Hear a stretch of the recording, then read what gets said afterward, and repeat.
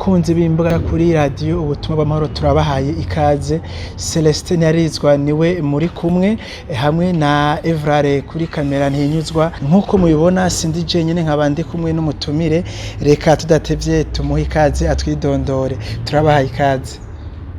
Jewe nitwa Pastor Irameke Sindabava imbere wo mw'ishengero rya Pentecote ry'Ikiremba, ngaba nkorera Bujumbura mw'ishengero rya Pentecote ry'Ibujumbura. Ego Pasteur murakoze cyane. Mbega mwotubwira mwebwe ni ryari mwashoboye kuba umupasiteri? Jewe navutse muri 42, maze kuvuka rero mama wanje après 2 semaines acarahwera. Ahwereye rero ncandegwa na mama wacu yabatijwe mu ishengero rya Pentecote Kiremba muri 36. Nibatangwe kubatizwa mu ishengero rya Pentecote y'Ikiremba, kuko ishengero rya Pentecote y'Ikiremba ryahaje muri 33 mu kwezi kwa 10. Hanyuma rero acabatizwa muri 36. Hanyuma rero mama maze guhwera, uwo mama wacu niwe yaciye andera rero kuva muri 48. Niwe yatanguye kunyigisha kuririmba no gusenga.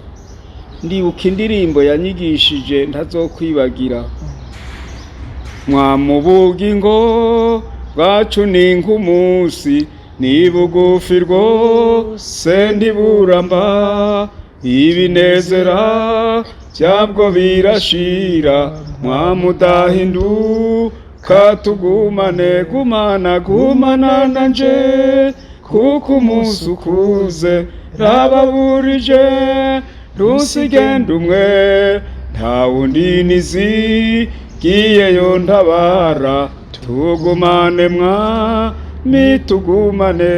Igitangaza cahanuwe na Yesaya yuko kizoza carashitse, ni Yesu umwami, Imana ishimwe, haleluya. Yavukiye i Betelehemu, bikwira mu mahanga yose, byageze nino mu Burundi, Imana ishimwe, haleluya. Muzo yigishije yarimwo. Hanyuma rero muri 53 niho baca banshira mu ishuri ya mbere, ya kabiri, ya gatatu njaje Kiremba rero. Hanyuma rero nshitse Kiremba muri ndaba mu ishuri ya gatatu ya kane. Ngeze mu mwaka wa kane rero niho naca nigishwa inyigisho zo kubatirizwa mu mazi menshi. Hanyuma rero ndigishwa n'umukozi w'Imana yitwa Nyambanda Mathias. Ngo tubwiraga pasi imyaka mwari mufise ico gihe mugeze mu wa kane? Urabona ukuye mu hari muri 60. Ego. Muri 60 rero ukuyemo 42 uca wumva imyaka isigaye. Yego cyane. 18. Okay, nari mfise imyaka 18. Hanyuma rero nca rero muri 40 baca ndabatirizwa. Mbatirijwe rero muri 60, hari muri mu 1949. Yego. Niho nabatizwa mu mazi menshi. Amanose imyaka 17. Mu mwaka wa 60 muri iyo shure imwe mwaka nyene camatizwa muri Mpwemu Yera. Yego. Batizwa muri Mpwemu Yera rero ico gihe, kuva ico gihe mbatijwe muri Mpwemu Yera, hariho ijambo nabonye hano nosoma. Yego cyane. Uko Imana yaseruye amabanga yayo. Yamara ni igice ca kabiri, kete ca mbere c'Abakorinto igice ca kabiri ku murongo wa 6. Yamara tuvugana ubwenge bwa hagati mu batunganijwe rwose, ariko ubwo bwenge si ubw'iki gihe canke ubw'abaganza b'iki gihe bagenda bayoka, ariko tuvugishwa n'ubwenge bw'Imana bwari bwaragizwe ibanga, bwari bwaranyegejwe ubw'Imana yagabiye kera ibihe byose bitarabaho ko buzoba icubahiro cacu. Kandi mu baganza b'iki gihe nta wabumenye, iyo baba barabumenye ntibaba barabambye umwami w'icubahiro. Ariko nk'uko handitswe ngo iby'ijisho ritigeze kubona n'iby'ugutwi kutigeze kumva ibitigeze kwinjira mu mutima w'umuntu, byose Imana yabiteguriye abayikunda. Ariko Imana yabiduhishuriye muri mpwemu wayo. Mpwemu asesa byose n'ibihishijwe by'Imana.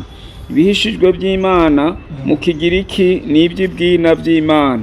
Hanyuma rero reka nshishikare rero icyo mbona gusa muri ico gihe maze kubatirizwa muri mpwemu yera, niho rero naciye menya amabanga y'Imana n'ibyo nkwiye kuzokora kugeza iki gihe.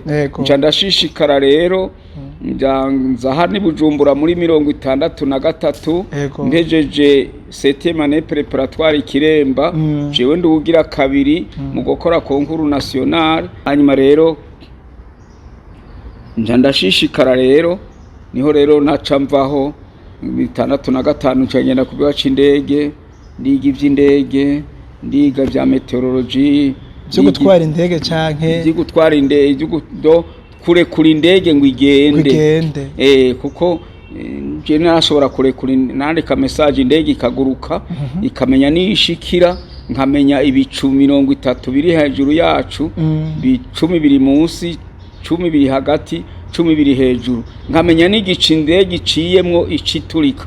None pasi ivyo bintu mbega kugira mu biharure mwakoresha imashini, mwakoresha umutwe, ni vya bikoresho mwari mufise ico gihe? Bwari ubwenge. Ubwa mbere ho twamenya temperature na acceleration de la terre, hanyuma tukamenya visibilité, la visibilité, tukamenya rero ne hejuru yacu ahi ijuru uko ringana, ko ritwikiwe n'ibicu byose canke ko rifise imyanya y'ibicu.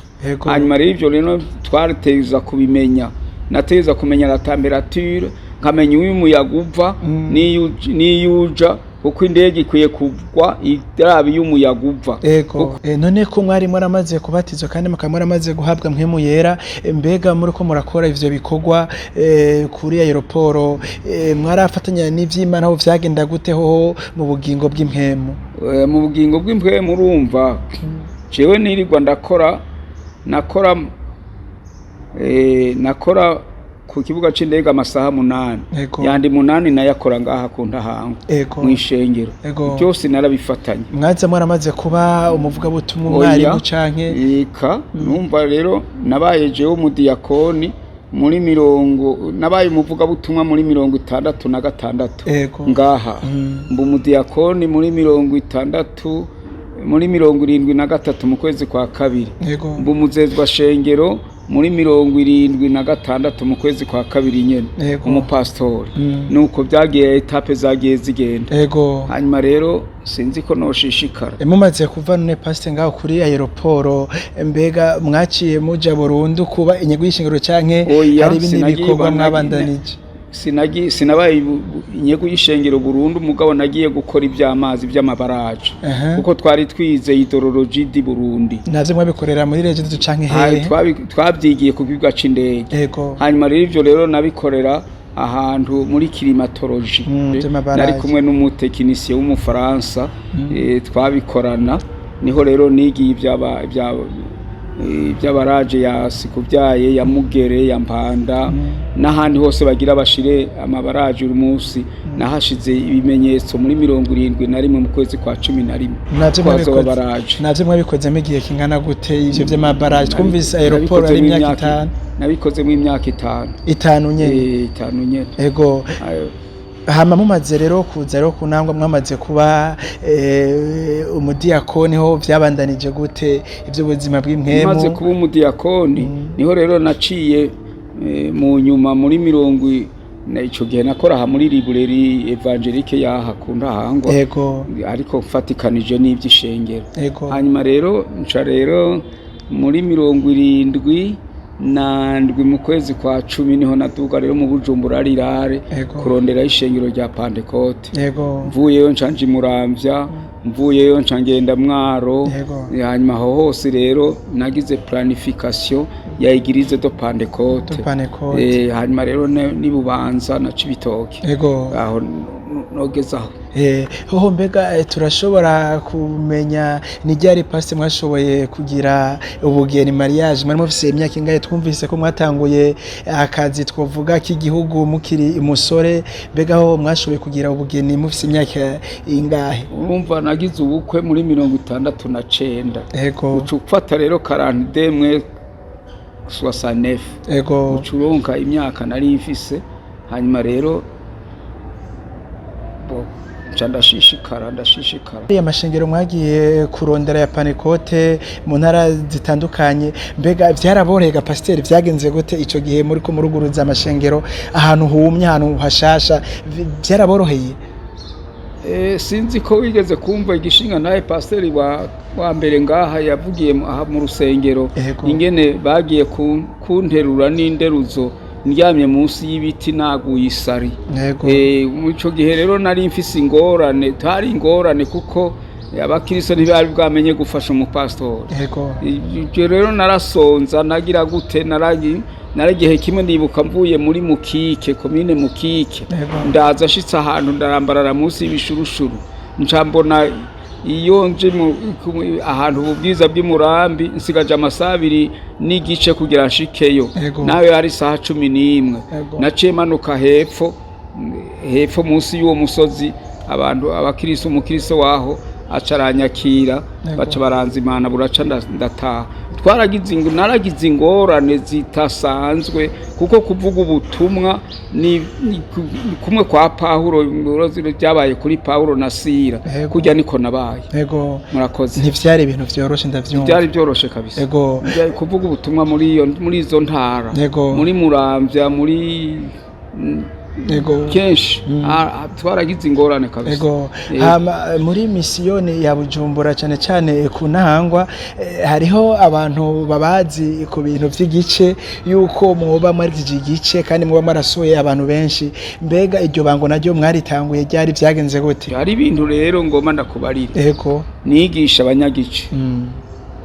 Nariko narereka umunyagice intambuko 5 zimushikana mu gakiza: kumva ijambo ry'Imana, kwizera ko rivuze ukuri, guca urubanza, gutsindwa n'ivyo yakoze, guhindukira akabivamwo, gupfukama akihana, katura no gusaba imbabazi.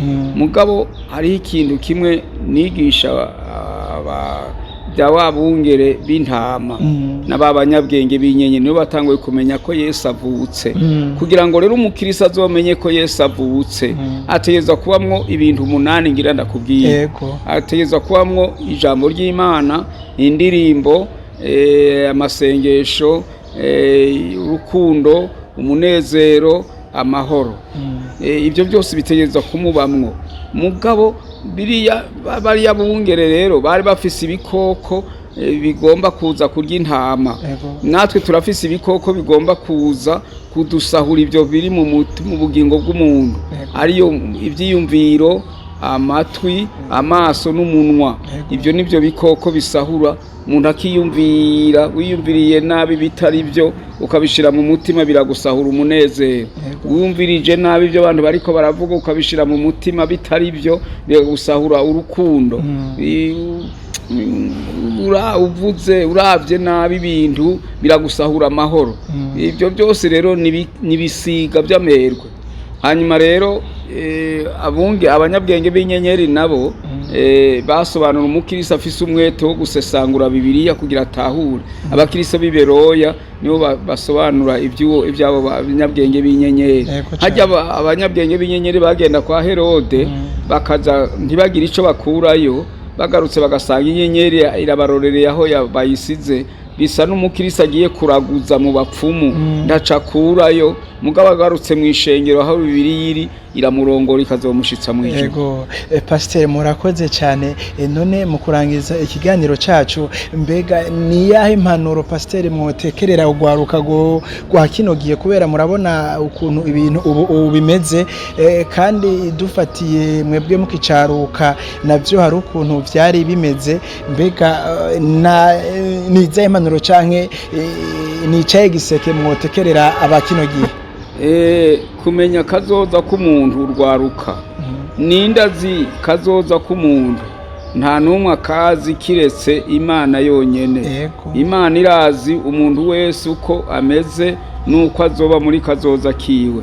Irazi ubwenge bw'umuntu, irazi ubutamenya bw'umuntu, irazi inkomezi z'umuntu, irazi intege nke z'umuntu, irazi indwara z'umuntu, irazi ibicumuro by'umuntu wese, irazi ubugororotsi bw'umuntu wese, irazi kazoza kiwe. Umuntu arashobora kwimenya. Hari ibyo azwi ko n'abandi, hari ibyo azwi ko n'abamubona bamuzi ko abandi, hari n'ibyo rero Imana imuzi ku bwayo. Rero nagomba mvuge iri jambo rivuga ngo abahungu bacu nibabe nk'ibiti by'ibitontomya mu kwaruka kwabo, n'abakobwa bacu bamere nk'inkingi zihinguwe nk'uko bashariza ingoro. Iyo umuhungu akuranye indero nziza ku bavyeyi, agakurana indero nziza mu ishengero, agakurana indero nziza mu ishure yizemwo, agira ubwenge bwinshi bw'uburyo bune. Agira ubwenge ibiti by'ibitontomya ni igitoki n'ipapayi. Ivyo biteye ahantu haryoshe, ipapayi irama no mu bushorishori. Igitoki naco ca mu rutoki runini, urumva bifise imitumba yoroshe gutemura. Hanyuma rero n'umukobwa akuranye indero nziza ku bavyeyi, mu ishengero, mu ishure yizemwo, acaronga amera nk'inkingi yahinguye gushariza ingoro. Ndakigusobanurira. Hanyuma rero umuhungu rero acagira ubwenge bwinshi bw'uburyo bune, ubwenge bwinshi bwo kuzokorera igihugu, gukorera abavyeyi, gukorera ishengero, gukorera kazoza kiwe, kuko kazoza k'umuntu agakorera muri kubu, siko none. Hanyuma umukobwa nawe acamera nk'inkingi yahinguye gushariza ingoro, nuvuga ngo azoshigikira ibyo abahungu bazokora. Cyo gituma rero umukobwa akwiye gukorana indero nziza ku bavyeyi, mu ishengero no mu ishure yizemo, akaronka distinction mu gihe agomba kurangiza ishuri, kugira ngo azogire akamaro mu gihugu. Ibihugu bidafise abakobwa bubaha Imana n'abagore bubaha Imana, ni ukuvuga ngo mu by'ukuri igihugu kica kigirebadeba, kuko inkingi yahawe ferabeto bidakwiranye, isima bidakwiranye, ntuze fondasiyo bidakwiranye, iguma ihungabana. Ngoma ndakwereka umukobwa w'inkingi itakomeye. Ni igitabo cyo gusubira mu byagezwe, igice ca 22 ku murongo wa 5. 22 ku murongo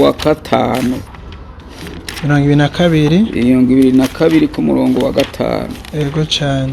Havuga ngo ntihaze hagira izina mukobwa yambarana impuzu n'izina muhungu, canke ngo hagira izina muhungu yambarana impuzu n'izina mukobwa, kuko ukoze ibyo wese babaye ikizira kuhoraho Imana yanyu. Urumva rero ikizira, Bibiliya ivuga ngo ibyanditswe byose byahumetswe n'Imana, kandi bifise ikimazi cyo kwigisha umuntu no kumuhana no kumutunganya no kumutoza indero nziza, ngo umuntu w'Imana bubushitse ngo bashe gukora igikorwa ciza cyose. Bibiliya ivuga ngo hari handi havuga ngo kubana n'umugore w'ingare mu nzu, ufuma umuhebera inzu akayibamwo wenyene. Ico gihe rero ngo ameze nk'ikimungu mu igufa. Kimungu ni kanseri. Dore ifo yuko umuntu aronka umukenyezi yubashe. Umukobwa naho yoba afise imiliyoni amajana, nkaronka n'umukobwa yambaye agakwembe akenyeye, ntwara umukobwa yambaye agakwembe akenyeye ariko w'imiliyoni amajana nkamureka, mu gihe ari ingare. Kuko tuca tuba abagabo babiri mu nzu, umwe jewe mba umugabo nawe akaba umugabo, nta kifasha ikindi. Urabyumvise? Pasiteri, murakoze cyane ku byo mudushikirije. Mu kurangiza pasiteri, turazi ko mukunda kuririmba, mbega murashobora kuturimbira akaririmbo mwumva kadudubiza muri mwebwe kugira ngo dushobore kurangiza ikiganiro cy'uno munsi? Umva untunge gatoya. Hariho ijambo navuze ngo ijambo ry'Imana ni umuti w'ibibazo byawe. Sinzi ko mwonyemerera ibyo nkabivuga imbere yuko ndirimba akaririmbo. Ufise ubwoba, wiganyira, wihebuye, ukekeranya Imana, wumva usubiye inyuma, uzazaniwe n'ibyo wokora ubuze umuntu ufise kwizera guke ufise akagaye mu mutima wumva uneshejwe na Satani udendebukiwe ubonye ibyago bikwerekeye abagenzi baguhemukiye uroye mu mahanga ufise irungu hanyuma gusaba Imana ngo kuzigame ugomba kubwirwa inama ubabaye mu mutima ubuza amahoro ugomba kwereka uko ukwiye kumera wohejwe gukora nabi ibyaha bigutsinze gukengurukira Imana ugusenga ufashe urugendo ibyago biguteye ushimira Imana yakuzigamye urwaye canke ubabaye mu mubiri urushe uhagaritse umutima ibi byose rero hariho amajambo nari kugusomera ariko byotwara umwanya kumbure dapre y'ikiganiro mwagize ariko ngoma ndirimba ko karirimbo rero mbajije murahawe ikaze cyane pasiteri abera bisi yose bazobonana basanganirwe n'abera bo mu ijuru ni beza cane bakaka nk'inyenyeri hazoba y'ibirori bitazoshira yo mbamfise amababa nk'abamarayika bangurukiye mu ijuru nubaye ndashikayo nkabona ubwiza bwaho nkagerera hamwe n'abera uzoba umunezero kuba mu ijuru ndabibi bizobayo yaye urupfu ntiruriyo hareruya uzoba umunsi mukuru udashira. Amen. Murakoze cyane pasiteri. Bakunze b'imbuga duca kuri radio ubutumwa bw'amahoro, Celestine Yarizwa niwe mwari kumwe, Evraye nawe ntinyuzo akaba ari kuri kamera. Reka pasiteri tubakenguruke cyane kubona mwaduhaye umwanya. Nanje ndakengurutse kuba mwanyizigiye kugira ngo urwaruka ruvyumve n'abatarurwaruka bavyumve kuko birakenewe. Ni nkuko nako ari ibice by'ibi by'ijambo ry'Imana n'umuti w'ibibazo byawe nzobikubwira hanyuma kuko twagombye kuziga mu mwanya, ariko ndanezerewe ko mwanyizigiye ko ari ico novuga muri radio. Iyi radio nayikoreye imyaka 5. Naragiye Arusha, naragiye ndagenda mu inshuro zitatu mu Rwanda, ndaje Arusha, ndaja mu Burundi inshuro zishika 5 ndiko ndigira iby'iyi radio. Yego cyane. Rero ndashima Imana ko mena nkiriho kandi munamwe mukinyizigira ko nico no yivuga mu murakoze. Twizere ko nikigiye pasere tubarondeye muzo twakirana ikaze nkuko uno munsi mwabikoze n'umutima wose n'inkomezi zose n'ubwenge bwose. Reka tubaseye mu dusengero gira turangize ikiganiro cuno munsi. Zitarabarabara kirayira. Mesiya ndagushima Mana, ndagushima ko baba urugwaruka rwanyizigiye kumva ibi mbejeje kuvuga Mana, bazovyumva bose mu izina rya Yesu. Bize bibubake, bize bibungura ubwenge, bize bibacishe burwaruka bazokumva Mana ingene bakwiye gukura bameze, abakobwa ingene bakwiye gukura bameze, ingene bakwiye kuba inkingi zihinguwe, ingene bakwiye kuba nk'ibiti by'ibitontomya mu kwaruka kwabo Mana, ingene bakwiye kugira ubwenge bwo kuzorongora igihugu, kuzorongora ishengero, kurongora Mana, gufasha abavyeyi, gufasha kazoza kabo Mana yo mwijuru. Urakoze urugwaruka ndarusengeye Mana, nabo ngo barushirize kugira ubwenge n'umwete n'inkomezi Mana, bamana uburyo bwinshi bwo gukora ibi byiza, bamana inkomezi zo kubikora, bamana ubwenge bwo kubikora, bamana urukundo rwo kubikora, kandi bamane Mana kwihangana, bihangana igikorwa ciza cose kugira ngo bakirangura amahoro. Nubishimirwe, naje ndagushima ko wanyongeye iminsi yo kubaho mu izina rya Yesu. Amen. Bakunzi bacu mwakoze kubana natwe naho utaha.